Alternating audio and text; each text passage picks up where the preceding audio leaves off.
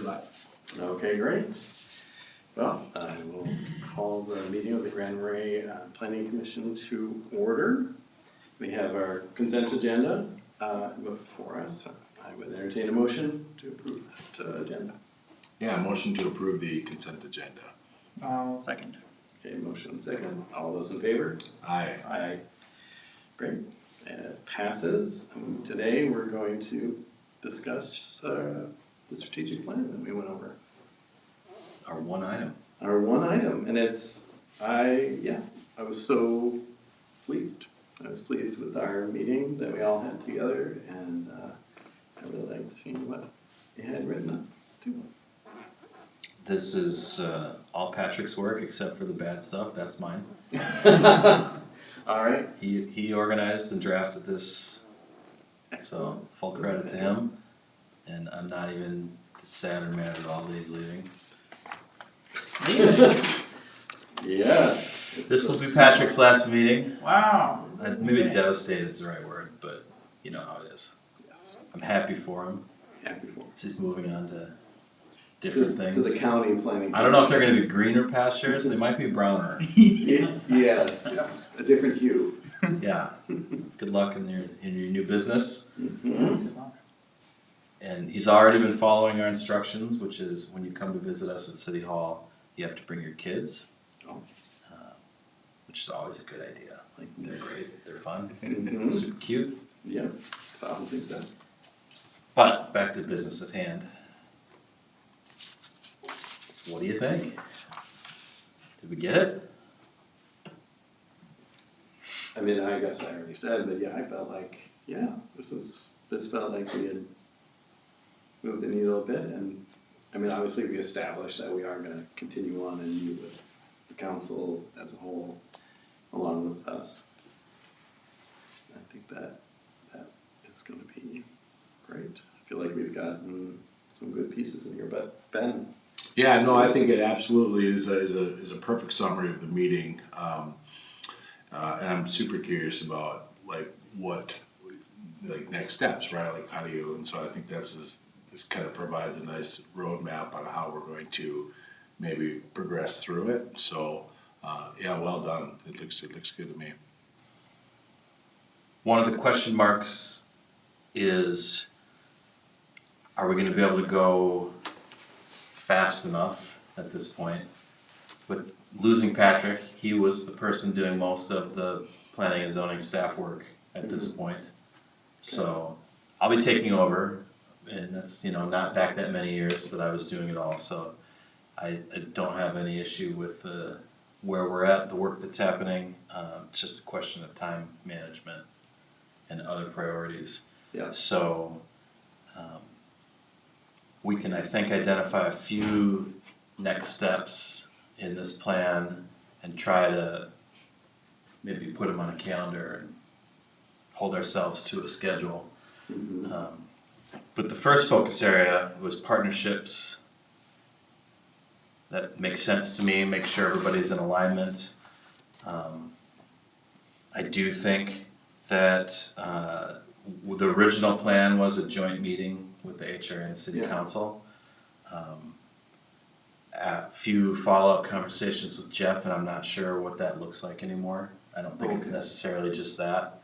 So we might have a little work to do. If it's not that joint meeting, then we probably want to at least have a joint meeting with the City Council and the Planning Commission. Mm-hmm. I think we can provide this document to the City Council in any case. Yeah. And even if we don't have a meeting, if they have a chance to review it, ask questions, make comments, and if maybe they're gonna shake their heads and say that looks great too, then there's no sense in scheduling everybody for a meeting. But to have that check-in is an early step that we're gonna do. Yeah. This next item, the confirmed shared assumptions regarding growth pressures, housing needs, and infrastructure limitations, probably requires at least a meeting or some sort of process similar to what we did last month.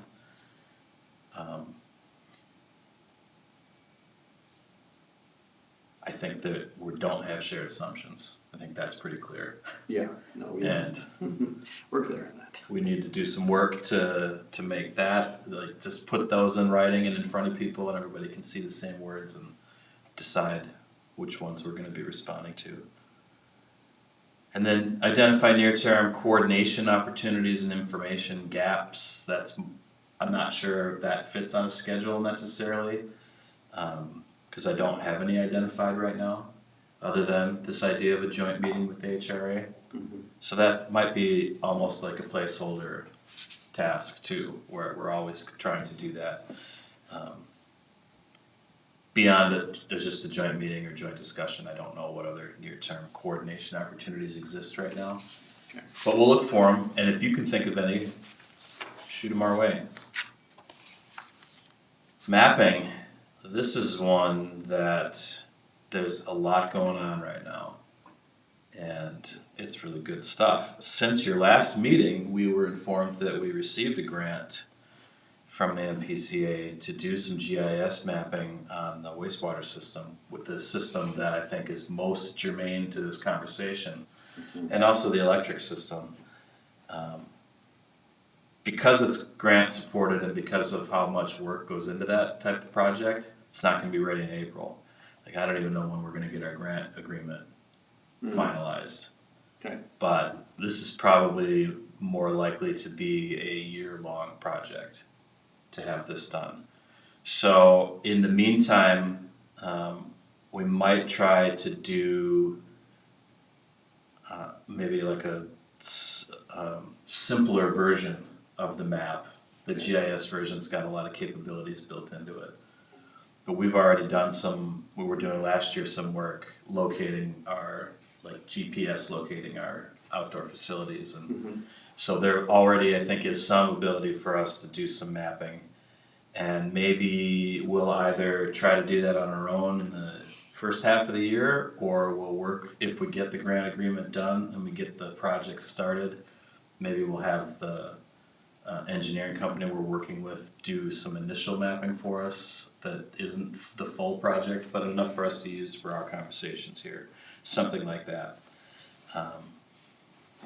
Because I don't think we need a lot of incredible detailed capability in these maps to have conversations about where should housing go. Yeah. But a little bit will be nice, and even thinking about is this property elevation wise feasible for, you can see a two-dimensional map and there's a pipe in the street, but does that mean it actually serves that property? That's the kind of thing that the more developed system's gonna be able to answer for us. Also, capacity questions. I really don't think we'll ever have a capacity issue. I just don't think we are big enough where an 8-inch sewer pipe is ever gonna be a problem. We do have bigger ones too in some of our places, but that's something that the system should be able to help us with too, if there's ever questions about that. Yeah, and I guess in that I was only thinking about, as we move uphill and Yeah, I think so there's. and with wastewater, that's no that's- problem. We Right. can go fill all we want. Yeah. Water there's not as much, this grant wasn't really designed for a water system, so we're not sure yet how that's gonna get put in. We know where there's wastewater, there's water. That's just generally true. Right. Yeah, but to create those areas where it would be more challenging and more expensive to add the water system, that's the issue with water. Of course, you can put the pipes anywhere and we can get the water to go there somehow. It's just how much money and energy do we have to make that happen. But once we've got those maps, then this idea of low-hanging fruit expansion areas and constraint zones, I really like that. I don't expect there to be any, honestly, low-hanging expansion zones, unless we decide low-hanging fruit means something different than what I think it means.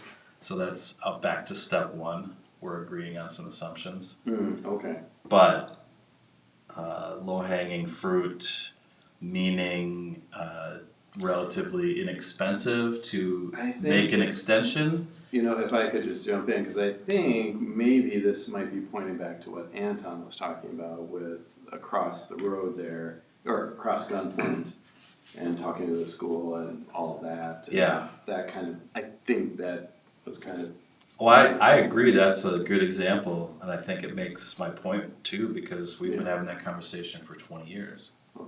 And it's not Yeah.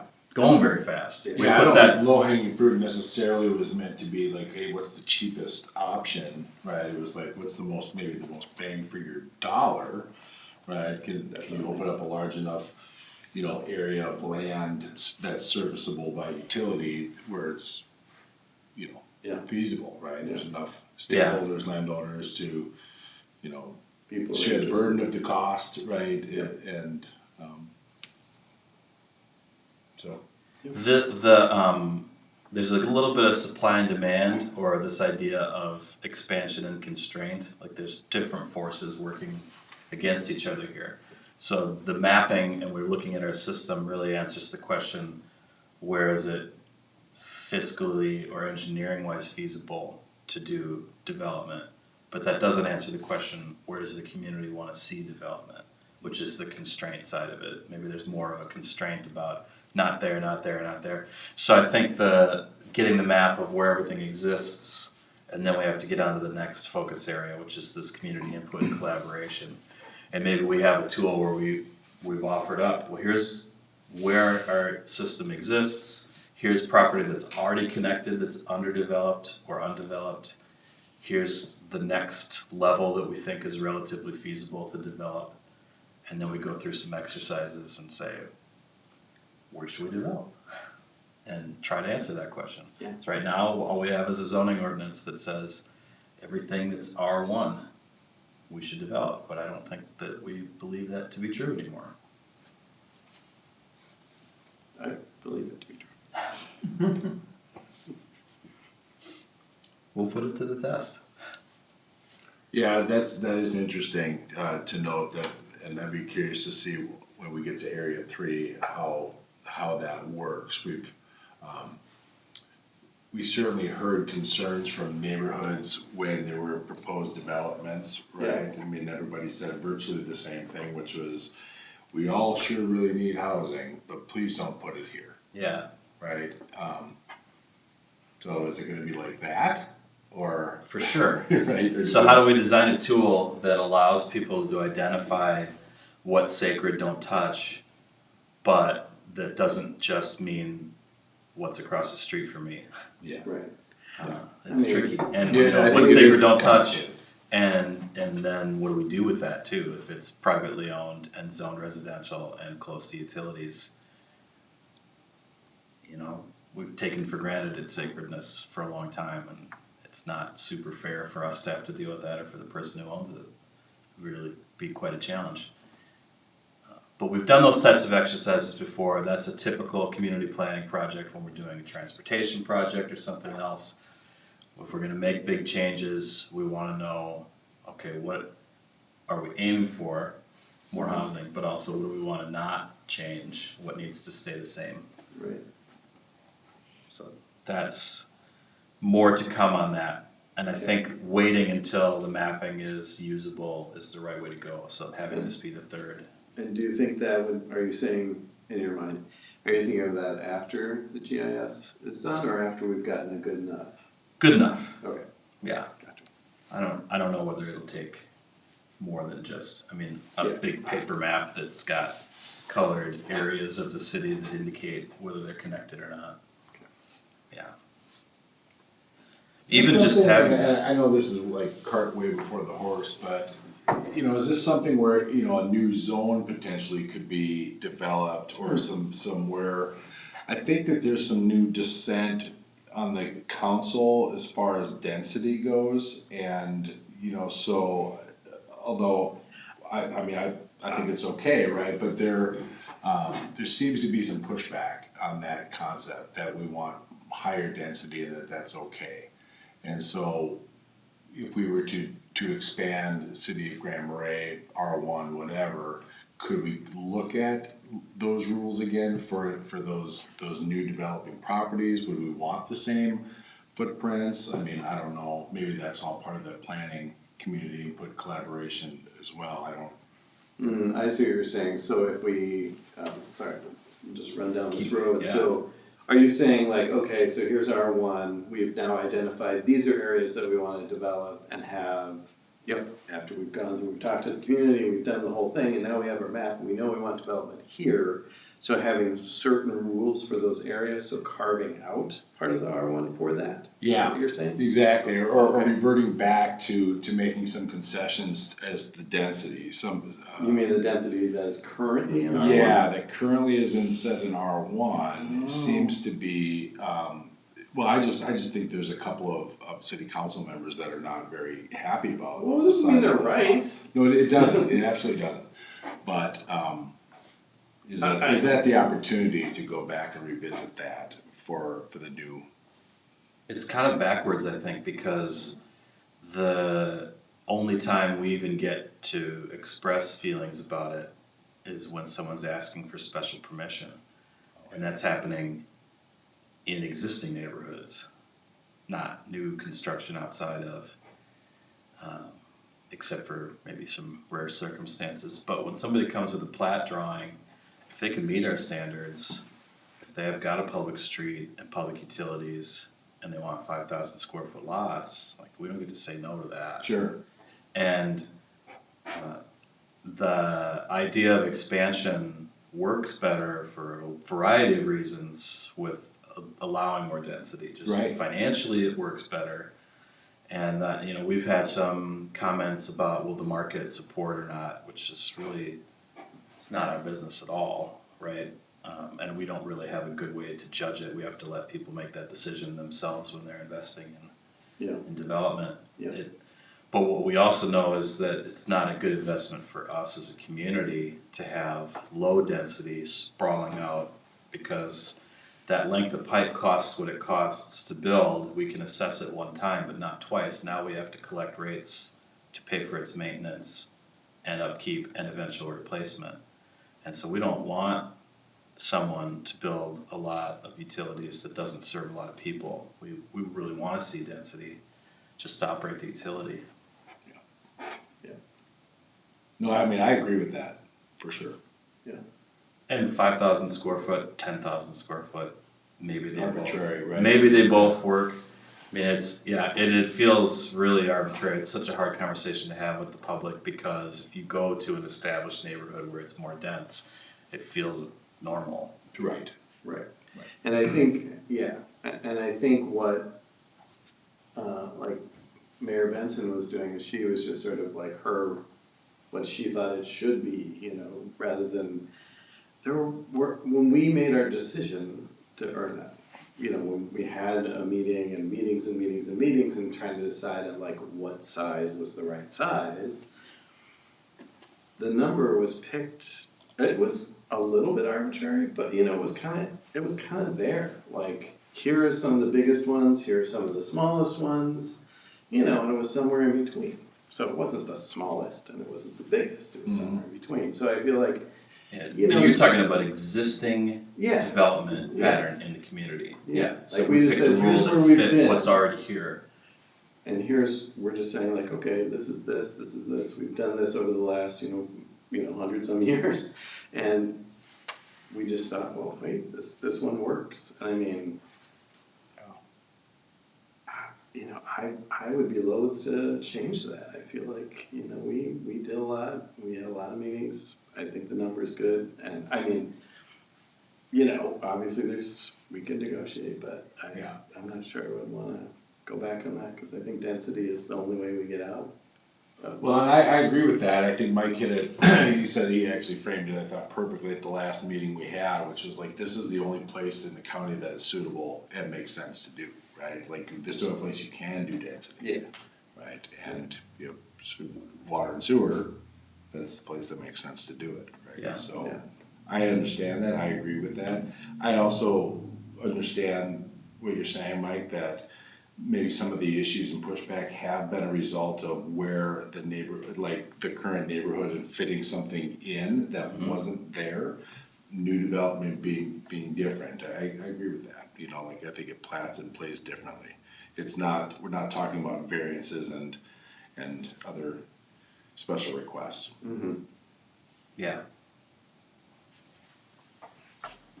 Well, the community input and calibration will be interesting, won't it? Yeah. And if you do go back and talk about zoning, just remember the way that process works is you talk about it here, involve the community, make sure you're on the same page with the council about what's happening, but you make a recommendation. And then they have to vote, right? If there's some resistance to the existing rules, that's okay, they don't have to agree on everything, but you get to vote, right? And the council has the authority to change the rules if they don't like them. So if they want it to be something else, find 3 votes and make it something else. Hopefully, it's either that or use the rules as they exist and not something in between, but you know how it goes. Yeah. It's a difficult conversation. Yeah. Okay, development planning. Now this is where we finally create a product I think that people are looking for. This is the end of what I think the Planning Commission's been wanting to do, which is say, okay, we've done the thinking, we figured out about the utilities and the economics, we figured out about community desire. This is the heat map, right? That says this is where we really want to see development, this is where we really don't. And give that to folks for them to use, right? And make sure that our rules that are in place support that as well. So I'm hoping that this is actually going to be the easy part. The hard work's happened, putting the maps together, having difficult conversations, and it all just leads to this, the easy part. Yeah. Yeah, this is the goal, like, this is where we want you guys to go. Yeah, Develop here, please. and then how do we say it is 5 to me, focus area 5, standards and templates. Like we've got to make sure our rules support it, but do we also have communication tools that support it, that show people when you go here, here is what we expect you to do, and here is what we're willing to do. Mm-hmm. And that's makes sense to me that evolves over time, but I think that we've had enough of these now where we've probably got a better feel for what we're comfortable with, and we can start putting some lines down that say this is how we want to do it. Mm-hmm. And again, this work is, I think there'll be a few more difficult conversations. Maybe they won't be difficult by then, but negotiations to set some standards about cost sharing and a lot of those hard conversations have already happened. And so I think we've already established Is that like some. TIF and abatement and those conversations? I think it's that. It's also when a developer is building public roads, water, and sewer, what standards do we hold them to? That's right. And how much financial security do we require? And all the really hard stuff that we had to do with the existing development agreements we've done.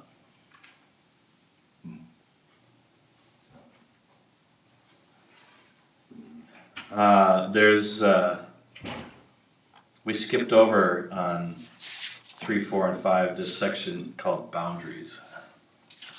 That was also in 1 and 2 originally, right? The boundaries conversation, because some of the boundaries were really hard to Delineate. say. But in the community input, this effort does not seek universal consensus. We'll have to make sure that's clear with folks in stage 1. That's one of the assumptions that we're bringing into this process. And we'll need to agree that that is indeed what we're going to do, however you wanted to agree, whatever agree means to the Planning Commission and the Council. But universal consensus is probably too high a bar for this. So that's not what we're going for. And market demand remains determined by private investment. Like that's not our business. We're not experts on it, even if we are. It's not our money that's going into these for the most part. So this is the system we live in where people get to make decisions about how to invest. And if we think it's dumb, that's not our business, right? They get to do it anyway. Yeah. The development planning, I like this boundary. We're not authorizing projects, we're not authorizing funding, we're just saying, these are the places we'd like to see them. Every time there's a project, that's its own separate conversation, different than this. Maybe we'll set the table for it, make it really easy, because it fits in so nicely with all the work you've done, but it still has to go through its own process. Yeah. And then the implementation notes at the end too. I think this does work sequentially, makes sense to me to do it in the sequence that Patrick's got it laid out here. With the exception of maybe the mapping as you talk about.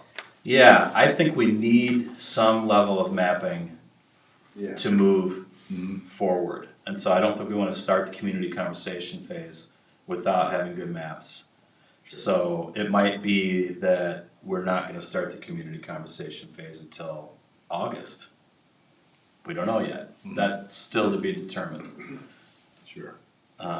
We can probably have our conversation about assumptions and making sure we're aligned without the mapping. So that does make sense to me that that's first, and that's where we're gonna do our early emphasis. I wanna circle back with Jeff and talk a little bit more with him about what his thoughts are incorporating the HRA board into this. I think there was also some conversation about where the county and the county board should fit into this conversation, because the HRA is a county-wide entity. And so we want them to be in alignment with us as well, I think, on what's going on. Yeah. Not sure how that's gonna happen yet. And then progress, we say reviewed annually and adjusted as conditions change. I mean, that statement should imply the time frame we're thinking about here, right? This won't be done this year probably. Yeah. And I think progress is gonna be reviewed a lot more than annually, because hopefully there's something related to this on at least every other of your meetings. Maybe not every month there'll be something new, but at least every other, I think we can talk about some aspect of this project or some new part and get some work done in the meeting, if that makes sense. Yeah. That's great. That sounds exactly right. Okay. So what do you think about just sending this out as is to the council and say, hey, everybody, Ask that, like, this is where let's we're at. just- This is what we're talking about. The next step that you'll be involved in is some kind of joint exercise or meeting to check alignment. Yeah, and we can see what the response from the council is, as you said. Yeah. See how much they wanna be involved and. Yeah, so if we send it out to them now, Yeah. then we That's plenty can of time. talk about it during the update portion of the agenda next week. And, you know, one of you two can lead that conversation and say, okay, this is the work we're doing. If that makes sense. Okay, Yeah, absolutely. well, that's all I've got. That's great. Yeah. Yeah, well done. That's good. Very clear. Well, thanks, Patrick, and sorry to see you go, but we'll see you around. Yeah. And if they, can you, Mike? If we need to see them, we know where to find them now. Exactly. Just We'll make an get other planning application to zoning. some sort of planning process at the county. That's right. All right, well, I would say we are adjourned. Thank you, everyone. Great, thank you.